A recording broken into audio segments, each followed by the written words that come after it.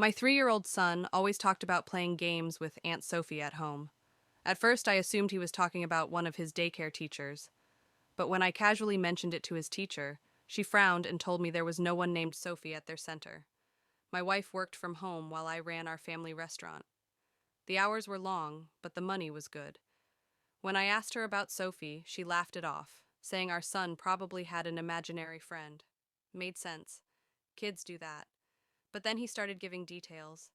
He told me how Aunt Sophie had pretty red hair, how she made him pancakes when Daddy was busy in her room, and how she always came over when Daddy worked late.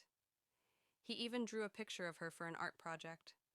One night, I closed up the restaurant early. As I turned onto our street, I noticed an unfamiliar car parked near our house. Through the front window, I saw a woman with red hair flipping pancakes in our kitchen, while my wife stood beside her smiling. Turns out, Aunt Sophie wasn't our son's imaginary friend. She was my wife's very real girlfriend. They had been together for months, playing house with my son while I worked late. The evidence was undeniable, but my son made things simple. When the lawyer asked who he wanted to live with, he looked at me and said, "Daddy makes real pancakes." Kids see things more clearly than adults ever can.